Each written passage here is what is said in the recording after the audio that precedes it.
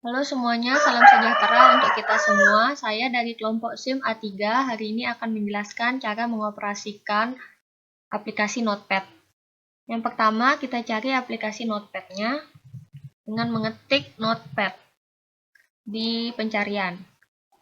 Tampilan awalnya akan seperti ini.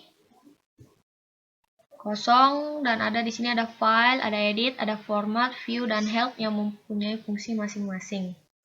Selanjutnya, untuk membuat halaman web seperti ini, kita harus memasukkan pengkodean-pengkodean yang nantinya akan diterjemahkan dan akan menghasilkan halaman web HTML yang bisa kita isi seperti ini. Pertama, kita memasukkan kodenya.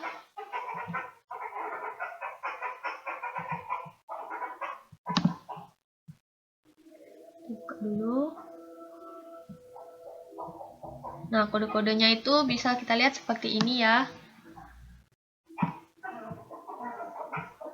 Ini kita masukkan ke aplikasi Notepad-nya.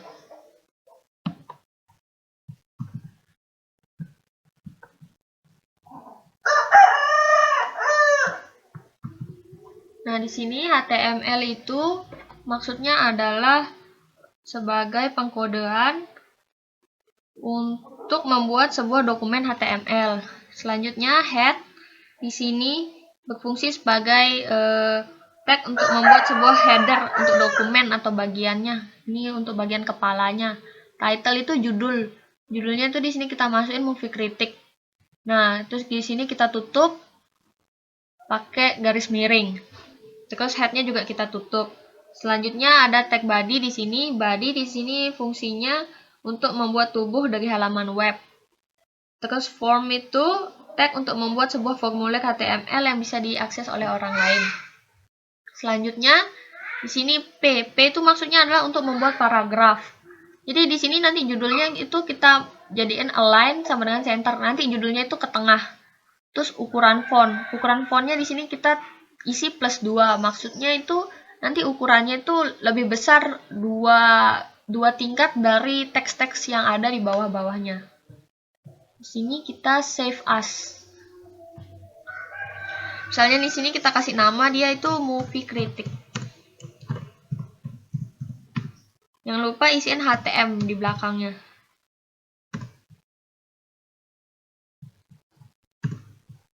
Terus save as type itu ingat kita ganti jadi all files supaya nanti bisa kebaca dia dari fungsi HTM-nya itu bisa kebaca. Encodingnya jangan lupa ya ANSI juga. Terus kita save. Di sini kalau kita mau lihat udah jadi apa belum, kita bisa buka di sini. Nah, ini kita bisa open with, bisa banyak pilihannya. Saya mau coba pakai Google Chrome. Nah, kelihatan kan? Udah bisa dia. Dari perintah yang kita udah masukin ini, sampai sini tuh muncul udah judulnya. Terus selanjutnya kita mau buat enter the name of the movie below. Ini rumusnya itu kita pakai buat tabel gitu. Jadi kolom itu bisa ngisi nama di sana. Ini kita copy rumusnya. Biar cepat ya untuk menghemat waktu. Nah, kita masukin nih. Judul dari perintah yang kita mau masukin itu kan please enter your name below. Udah habis itu tabel border. Kita kayak bikin tabel kolom gitu buat ngisi. Terus itu di kolom itu kita bisa masukin teks. Teks itu nama dengan ukuran 30. Nanti kita bisa masukin nama di situ. Terus jangan lupa ya nanti ditutup. Kita pakai garis miring ini fungsinya untuk nutup perintah. Setelah itu jangan lupa tambahin fungsi BR di sini. Tab BR ini juga fungsinya itu untuk kasih spasi gitu, untuk memberikan jeda antara perintah yang satu dan perintah yang lainnya. Kita save, kita lihat bisa nggak? Refresh di sini. Nah, udah muncul kan? Please enter your name below-nya. Ini nanti kita bisa isi nama kita di sini. Terus kita next ke rumus selanjutnya. Rumus selanjutnya itu sama kayak rumus sebelumnya, cuman beda judul aja. Karena kita kan mau masukin di sini nama film kan. Kita masukin lagi rumusnya sama, cuman beda judul. Judulnya itu enter the name of the movie below. Kita masukin seperti ini, save, terus kita refresh. Nah, di sini udah ada. Jadi kita bisa masukin nama filmnya apa gitu di sini. Terus selanjutnya kita mau bikin kolom komentar. Kita bisa lihat ya di sini kolom komentarnya tuh lebih besar dari 2 kolom yang udah kita buat sebelumnya. Jadi kita masukin rumusnya. Ini ada wrap. Nah, di sini ini maksudnya nanti semakin panjang teksnya itu dia bisa bergulir ke bawah. Kita masukin teks-teks itu ndak dia kepotong, dia bergulir ke bawah nanti. Kita copy, kita masukin di sini, terus kita simpan. Kita simpan, save. Terus di sini kita refresh. Nah, nanti bisa dia kayak gini. Misalnya kita masukin nih ya, enter. Nah, ini nanti ada kayak tempat bergulirnya itu. Jadi kita punya teks nggak kepotong. Di sini kita lihat ada fungsi text area. Text area itu untuk membuat sebuah kontrol input multibaris yang kayak saya bilang tadi ya. Nanti kita punya teks itu nggak kepotong tapi dia bergulir ke bawah lanjutannya itu. Selanjutnya yang kita mau buat di sini, how would you classify the movie? Bisa pilih lebih dari satu. Ini kita pakai pilihan modelnya yang checkbox. Nah, kita masukin rumusnya. Kita masukin rumusnya. Nah, di sini kan kita masukin input checkbox. Dia itu modelnya kotak-kotak gitu nanti. Hasilnya itu bisa kita pilihannya itu ada kita pilihannya action, romantic, komedi, sama misteri. Kita save. Habis itu di halaman webnya kita refresh. Nah, di sini kan kita nggak ada pilihan memilih salah satu dari ini, jadi kita bisa pilih semuanya. Yang manapun kita mau pilih itu kita bisa klik. Jadi nggak ada ketentuan untuk pilih satu atau apa, tapi kita bisa pilih sesuka kita mau pilihnya ada berapa. Selanjutnya kita mau buat yang sama kayak perintah sebelumnya, tapi ini versi yang input type-nya tuh radio. Di sini ada 3 pilihannya.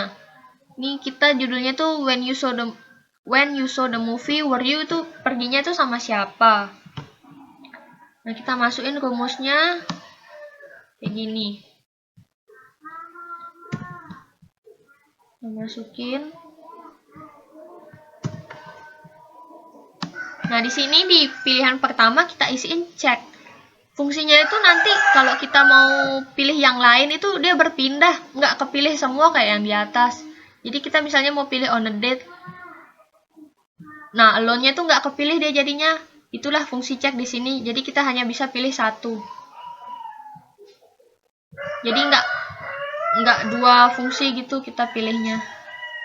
Sini jangan lupa kita save, habis itu kita refresh di sini. Nah kan, nah ini dia.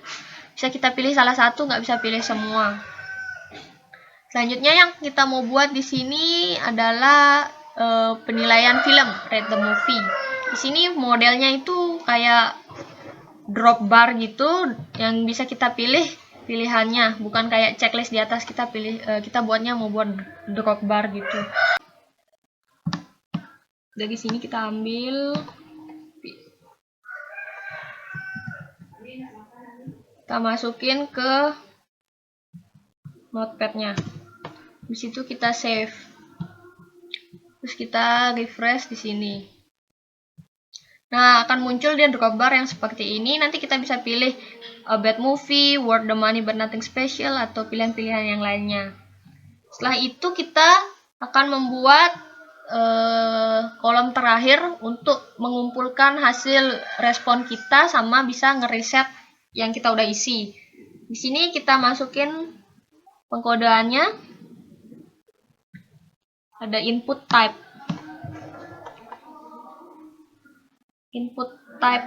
Di sini kita masukin input type. Input itu fungsinya untuk membuat sebuah kontrol input. Input type itu ada pilihannya, kita di sini submit sama reset ya. Kita masukin rumusnya. Sini. Nah, terus kita jangan lupa save. Kita refresh. Nah, nanti akan muncul seperti ini. Submit respon sama reset. Misalnya ini kita sudah isi ya. Di sini apa aja kita isi. Kita isi macam-macam nih. Kita klik, klik, klik. Nah, kalau kita mau submit, kita tekan tombol submitnya. Kalau kita mau ubah dia kembali ke pengaturan awal, kita pencet reset. Nah, selanjutnya, kalau sudah jadi seperti ini, jangan lupa untuk menutup perintah awal yang tadi kita sudah perintahkan. Ini di atas tadi kita belum tutup ya, yang HTML, body, sama form itu belum kita tutup. Nanti takutnya itu dia nyatu gitu, nggak sempurna dia punya perintah, jadi kita harus tutup dia punya pengkodean itu. Kita tutup dia form, body, sama HTML, pakai slash di depannya itu kita tambahin.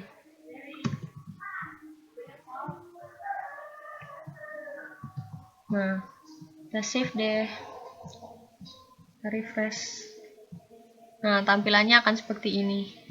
Kita bisa isi, kita bisa share ke orang lain untuk ngisi form ini.